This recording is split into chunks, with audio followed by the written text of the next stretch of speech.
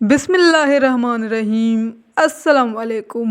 उम्मीद त तव्हां सब ठीक हूंदव ऐं अल्लाह ताला जे हिफ़्ज़ो अमान में हूंदव। अॼु असां हाज़िर थिया आहियूं ग्रामर जे हिकु नई वीडियो सां गॾु। असांजो अॼु जो वीडियो आहे अदद शुमारी, जंहिंखे इंग्लिश में कोर्डिनल नंबर चइबो आहे, ऐं अदद क़तारी, जंहिंखे इंग्लिश में ऑर्डिनल नंबर चइबो आहे।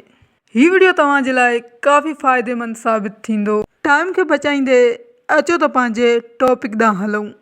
अदद शुमारी ऐं अदद क़तारी, इहे ॿई अददनि जा क़िस्म आहिनि। नंबर 1, अदद शुमारी ऑर्डिनल नंबर।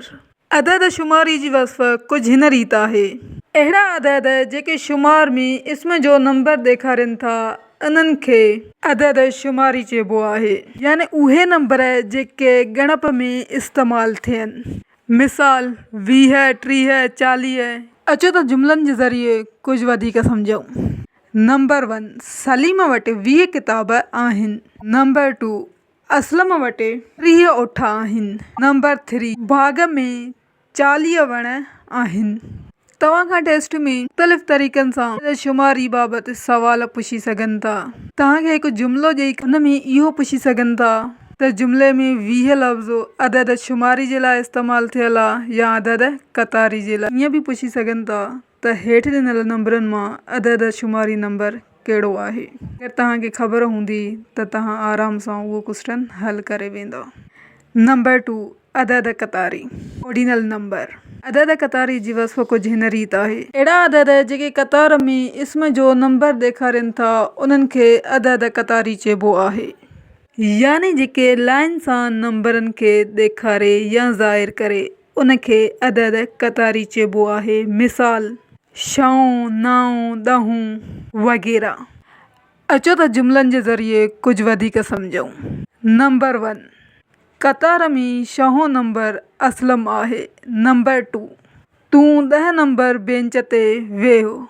नंबर 3, क़तार में बीठलनि मां 9 नंबर पोड़ियो आहे। उम्मीद आहे त हाणे तव्हांखे ख़बर पइजी वई हूंदी त अदद शुमारी ऐं अदद क़तारी में कहिड़ो फ़र्क़ु आहे। अदद शुमारी उहे नंबर हूंदा आहिनि जेके असां काउंटिंग जे लाइ इस्तेमालु कंदा आहियूं, जीअं 1, 2, 3, 4, 5, 6 वग़ैरह वग़ैरह।